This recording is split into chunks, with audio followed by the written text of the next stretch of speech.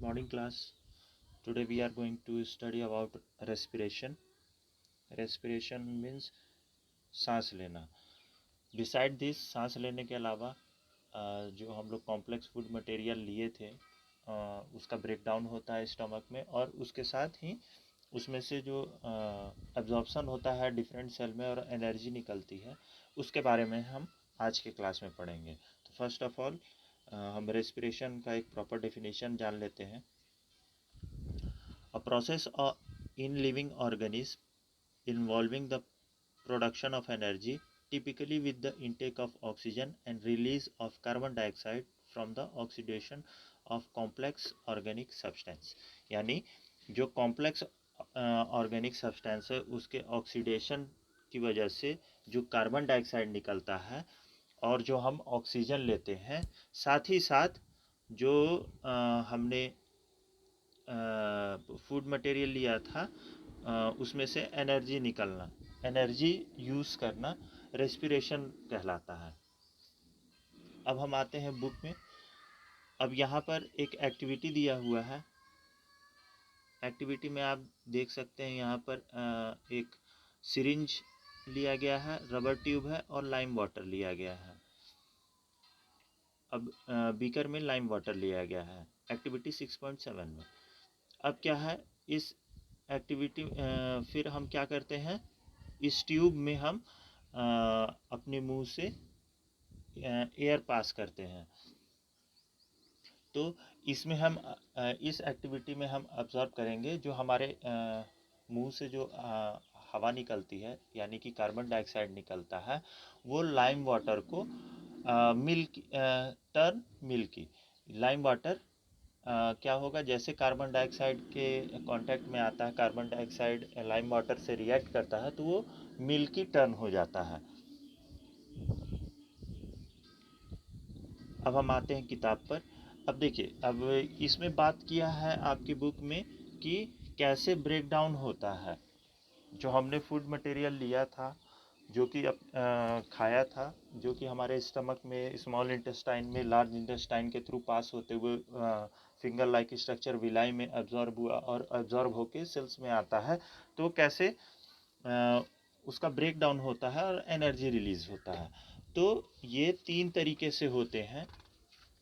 पहला, जो हमने ग्लूकोज लिया है, ग्लूकोज यानी C6H12O6, ग्लूकोज जो हमने लिया है, यहाँ पर फिगर दिया हुआ है, आप यहाँ पर देख सकते हैं. जो हमने ग्लूकोज लिया उसका पहला स्टेप होता है, वो कन्वर्ट होता है पायरुवेट में. अब पायरुवेट क्या होता है, पायरुवेट ग्लूकोज का भी सिंपल फॉर्म है जिसमें 3 कार्बन मॉलिक्यूल प्रेजेंट रहते हैं, और ये जो ग्लूकोज से पायरुवेट में टूटता है ये हमारे साइटोप्लाज्म में होता है. अब साइटोप्लाज्म हमको जानना पड़ेगा क्या होता है. साइटोप्लाज्म एक it is a thick solution that fill each cell and enclosed by the cell membrane. हमने पढ़ा है सेल का स्ट्रक्चर, तो सेल के अंदर जो फ्लूइड प्रेजेंट रहता है वही साइटोप्लाज्म कहलाता है. अब ये मेनली क्या क्या क्या होता है, वाटर होता है, साल्ट होता है या फिर प्रोटीन हो सकता है. ये तीनों चीज़ हो सकता है या फिर इनमें से कोई एक चीज़ भी हो सकता है. तो ये साइटोप्लाज्म होता है. इसी साइटोप्लाज्म के अंदर जो ग्लूकोज है हमारा 6 कार्बन वाला, वो पायरुवेट में टूटता है 3 कार्बन मॉलिक्यूल में, प्लस इसके साथ एक एनर्जी निकालता है. अब इसके 3 तरीके हैं यूटिलाइज होने के. पहला है एब्सेंस ऑफ ऑक्सीजन. ये बिना ऑक्सीजन के प्रेजेंस में इसका ब्रेक डाउन होना. अब जैसे और नीचे एग्जांपल दिया हुआ है ईस्ट. ईस्ट यानी जो फर्मेंटेशन, जो सड़न होता है, फर्मेंटेशन प्रोसेस उसको बोलते हैं, जो कि लार्ज इंडस्ट्री में यूज़ किया जाता है, फर्मेंटेशन इंडस्ट्री में, जिसकी वजह से अल्कोहल प्रोडक्शन होता है लार्ज स्केल में. तो ये प्रोसेस होता है एब्सेंस ऑफ एयर यानी बिना ऑक्सीजन की मौजूदगी में. अब इसमें जो पहला बनता है हमारा प्रोडक्ट वो है इथेनॉल. अभी मैंने बताया फर्मेंटेशन इंडस्ट्री बहुत ही बड़ी है जिसमें अल्कोहल प्रोड्यूस होता है, तो जो अल्कोहल रहता है उसमें इथेनॉल रहता है. साथ ही साथ इसमें कार्बन डाइऑक्साइड भी बनता है और इसके साथ एनर्जी भी रिलीज होती है। अब इथेनॉल जो होता है हमारा मिथेनॉल जो होता है वो 1 कार्बन मॉलिक्यूल होता है। मिथेनॉल के बाद इथेनॉल आता है, फिर प्रोपेनॉल आता है, मिथ इथ प्रोप ब्यूट पेंट हेप्ट ऐसे आता है। तो मिथेनॉल, इथेनॉल, प्रोपेनॉल ऐसे करके पूरा चेन चलता है। तो जो इथेनॉल होता है इसमें 2 कार्बन मॉलिक्यूल्स होते हैं, साथ ही साथ carbon dioxide plus energy release होता है। दूसरा जो तरीका है, जो पाथ है, जिसमें होता है लैक ऑफ ऑक्सीजन, यानी ऑक्सीजन तो मिल रहा है पर उसमें कमी है, लेस अमाउंट में ऑक्सीजन सप्लाई हो रही है। अब ये इसका एग्जांपल दिया हुआ है in our muscle cells. Muscle cells में जब जब जब आप अचानक ही स्टार्ट करते हैं कोई हैवी एक्सरसाइज, जैसे कि दौड़ना, अचानक ही स्टार्ट करते हैं तो आपके पैरों में दर्द होता है, क्रैम्प पड़ता है। तो ये this is due to production of lactic acid in your muscles. ये क्या होता है, जब आप अचानक ही हैवी वर्कआउट करते हैं या फिर अचानक ही दौड़ना शुरू करते हैं तो आपके पैरों में दर्द होता होगा, मांसपेशियां खींचती हैं। तो वो क्यों होता है, क्योंकि लैक्टिक एसिड का प्रोडक्शन आपके मसल्स में होने लगता है। और ये क्या होता है, लैक ऑफ ऑक्सीजन की कमी में जो एनर्जी रिलीज होता है और यूज़ होता है कार्बन, उसकी वजह से लैक्टिक एसिड प्रोडक्शन होता है। तो पायरुवेट से ऑक्सीजन की कमी में क्या, ऑक्सीजन की कमी से जब ये सिंथेसाइज होता है तो क्या प्रोडक्शन होता है, लैक्टिक एसिड का प्लस एनर्जी का। लैक्टिक एसिड 3 कार्बन मॉलिक्यूल होते हैं। ये दूसरा तरीका हो गया। और तीसरा जो तरीका होता है, जो कि हम जो लिविंग ह्यूमन बींग्स हैं इसमें और प्लांट्स में जो होता है, presence of in presence of oxygen, हम लोग ऑक्सीजन के प्रेजेंस में इसे सिंथेसाइज करते हैं इस पायरुवेट को।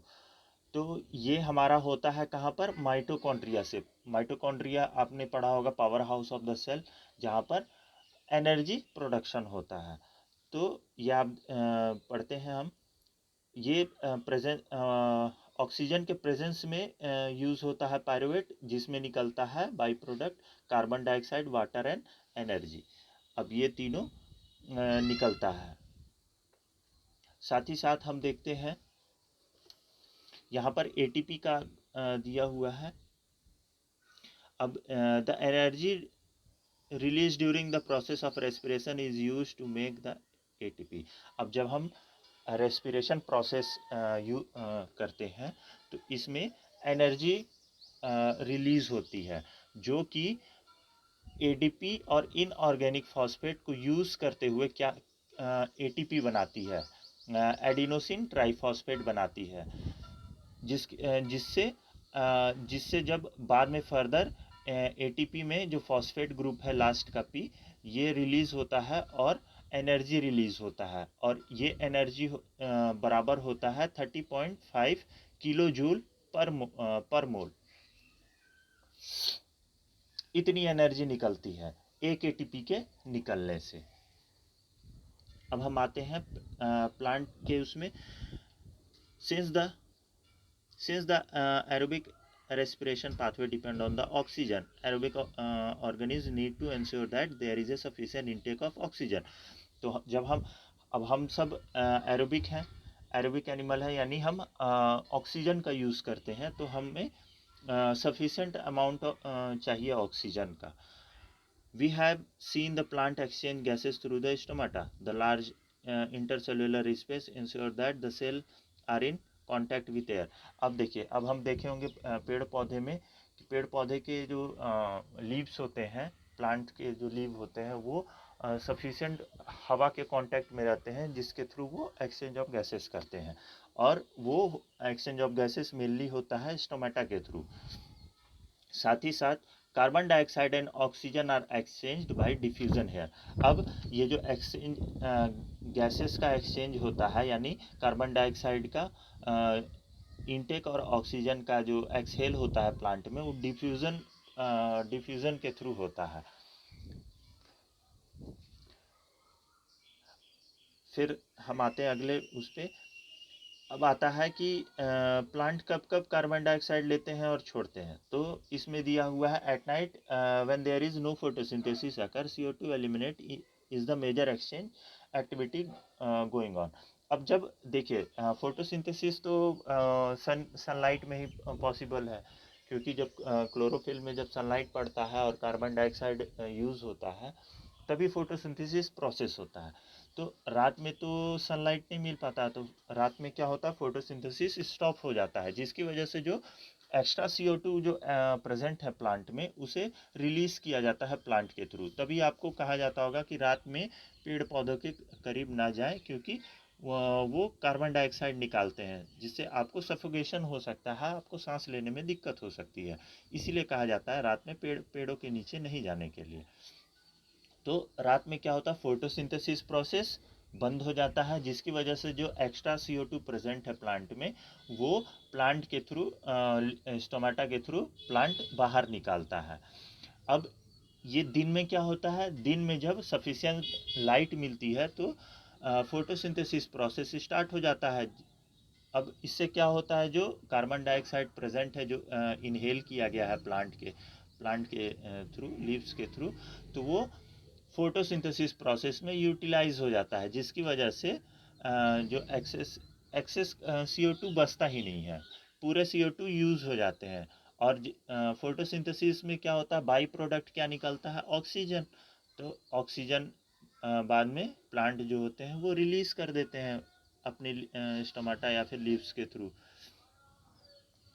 Animal have evolved different organ for the uptake of oxygen from the environment and for getting rid of carbon dioxide। अब इसमें बोल रहा है बहुत अलग अलग जानवर हैं जो कि ऑक्सीजन ऑक्सीजन को लेने के लिए अलग अलग ऑर्गन डेवलप किए हैं। जैसे कि हम ह्यूमन लंग्स का यूज़ करते हैं, और एक्वेटिक एनिमल किस चीज़ का यूज़ करते हैं, गिल्स का करते हैं।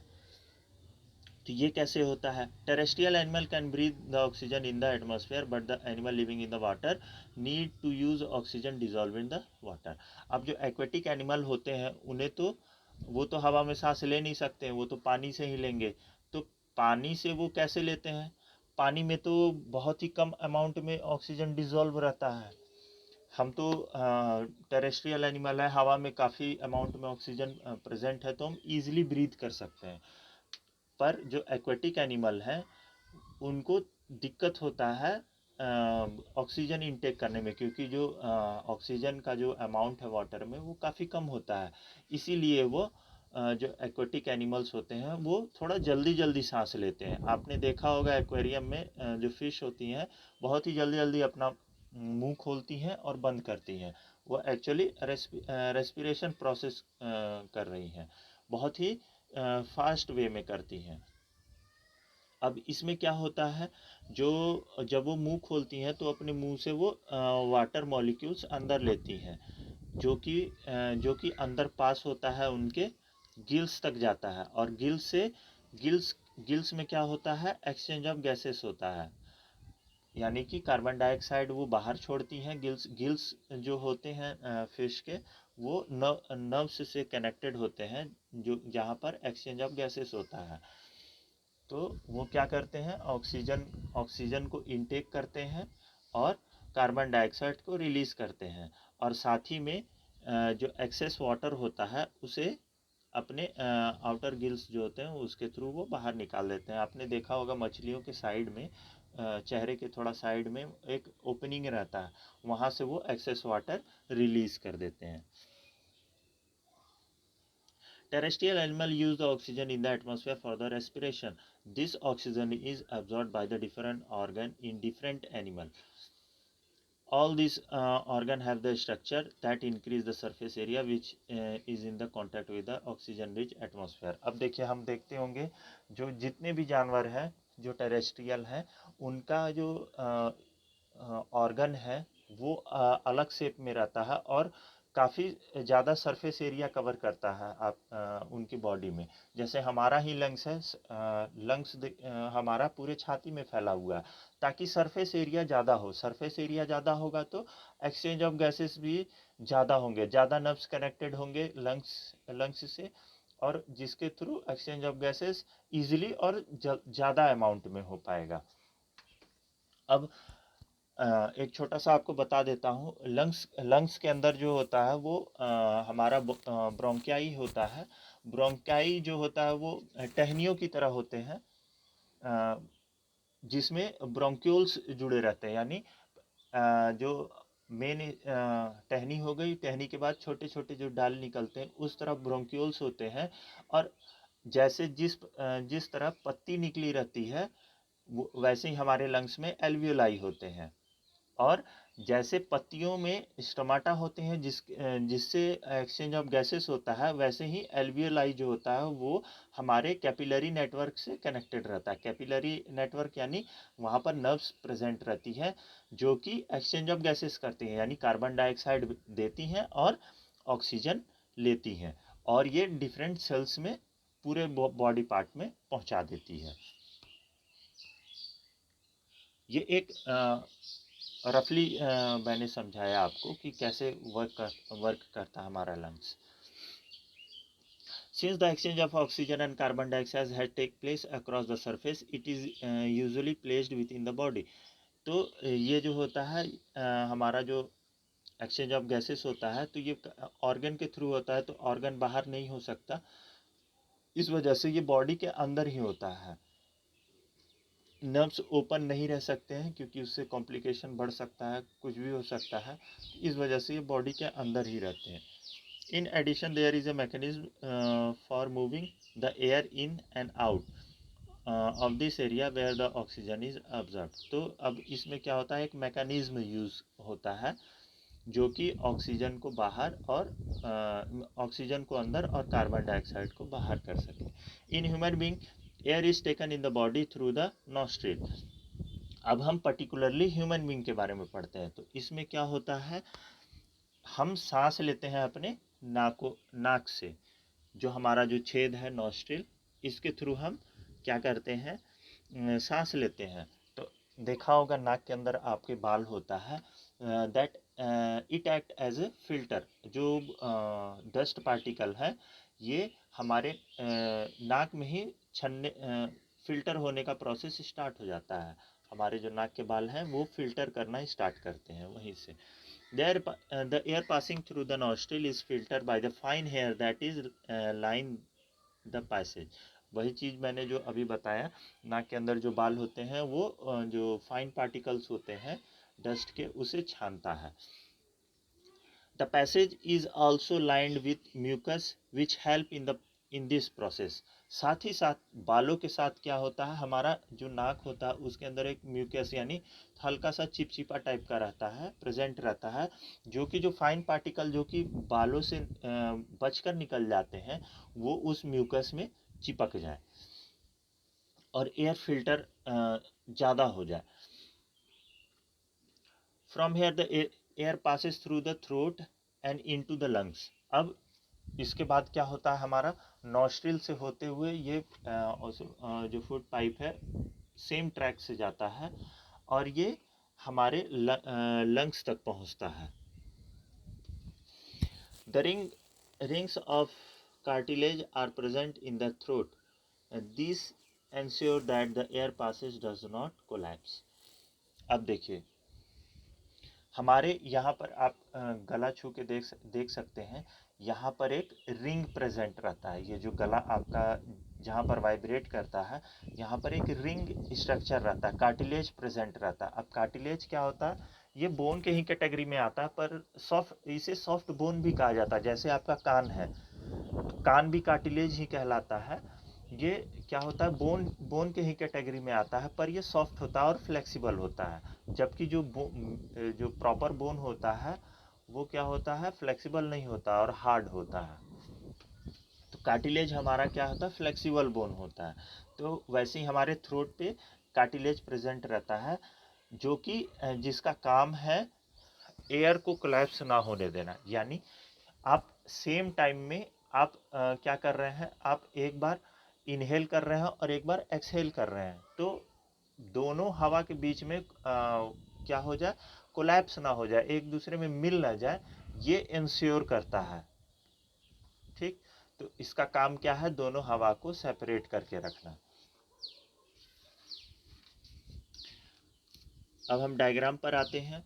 अब यहाँ पर डायग्राम में आपका दिया हुआ है नसल पैसेज, यानी कि आपका नाक का जो 2 छेद है वो दिया हुआ है। साथ ही में म्यूकस माउथ कैविटी दिया हुआ है। जब आपका नाक बंद होता है तो आप मुंह से भी सांस लेते हैं कभी कभी, पर आपको कहा जाता है मुंह से सांस नहीं लेने के लिए। उसका एक ही यही रीज़न है कि जो डस्ट पार्टिकल रहते हैं वो बिना छने आपके माउथ में चले जाते हैं। अब वो डस्ट पार्टिकल में हो सकता है कि बैक्टीरिया भी हो सकता है, वायरस भी हो सकता है, जो कि आपके डायरेक्ट लंग्स में जाएगा और इन्फेक्शन कॉज कर सकता है। और जब हम नाक से सांस लेते हैं तो वही फाइन डस्ट पार्टिकल या फिर बैक्टीरिया या फिर वायरस हमारे नोज हेयर में फंस सकते हैं, या अगर उससे बच जाए तो म्यूकस जो प्रेजेंट रहता है नाक में उसमें चिपक जाएंगे। तो आपका जो इनहेल किया हुआ एयर है वो ऑलमोस्ट फिल्टर्ड हो जाता है, पर जब हम मुंह से सांस लेते हैं तो वो हवा फिल्टर नहीं हो पाता है। साथ में आपका दिया हुआ है फाइनेक्स दिया हुआ है, लैरिंग्स दिया हुआ है, साथ ही में ट्रैकिया दिया हुआ है। ट्रैकिया जिससे ऑक्सीजन लंग्स तक जाता है। साथ में यहाँ पर दिया हुआ है रिंग्स ऑफ कार्टिलेज, आप देख सकते हैं रिंग्स ऑफ कार्टिलेज दिया हुआ है। और आपका एक प्रॉपर डिटेल स्ट्रक्चर दिया हुआ है लंग्स का बाहरी स्ट्रक्चर देख सकते हैं, यहाँ पर लेबल किया हुआ है राइट साइड में लंग्स। उसके नीचे दिया हुआ है रिप्स का काम है आपके लंग्स को प्रोटेक्ट करना, साथ ही साथ हार्ट को भी प्रोटेक्ट करना इंजरी से। पहले आपका रिब्स, अगर मान लीजिए इंजरी होती है तो आपका रिब्स आपको प्रोटेक्ट करता है और आपके लंग्स को प्रोटेक्ट करता है ताकि वो डैमेज ना हो। साथ ही में यहाँ पर लेफ्ट साइड में आप देख सकते हैं ब्रोंकाई दिया हुआ है, ब्रोंक्यूल्स दिया हुआ है और एल्वियोलर सैक दिया हुआ है। जो मैंने अभी स्टार्टिंग में बताया था कि जो सबसे बड़ा यूनिट होता है ब्रोंकाई होता है। ब्रोंकाई में ब्रोंक्यूल्स होते हैं और उस ब्रोंक्यूल्स में एल्वियोलाई लगा रहता है, और ये एल्वियोलाई कैपिलरी नेटवर्क, नर्व्स का जो कैपिलरी नेटवर्क होता है उससे जुड़ा रहता है। आप पूछेंगे कैपिलरी क्या होता है, नर्व्स भी डायरेक्ट यूज़ कर सकते हैं हम लोग। तो जो नर्व्स होते हैं वो थिक भी हो सकते हैं, मोटे भी हो सकते हैं, पर जो जब हम कैपिलरी का यूज़ करते हैं वर्ड का, कैपिलरी बहुत ही पतला होता है, बहुत ही ज़्यादा पतला होता है। आपको इसमें प्रैक्टिकल में डेमोन्स्ट्रेट कराया जाएगा। कैपिलरी काफ़ी बहुत ही पतले होते हैं। आप नॉर्मल अपने अगर हाथ में पकड़ेंगे तो वो टूट भी सकता है। कैपिलरी ट्यूब्स भी आता है, ठीक, तो वो मैं कोशिश करूँगा कैपिलरी आपको अवेलेबल कराने का। साथ ही में एक डिटेल स्ट्रक्चर दिया हुआ है आपका लंग्स का, यहाँ पर आप देख सकते हैं एल्वियोलाई एक देख सकते हैं, फूला फूला थोड़ा सा स्ट्रक्चर है, राउंड राउंड टाइप का। इसी में आपका कैपिलरी नर्व्स जुड़ा रहता है और इसी नस यहीं पर एक्सचेंज ऑफ गैसेस होता है।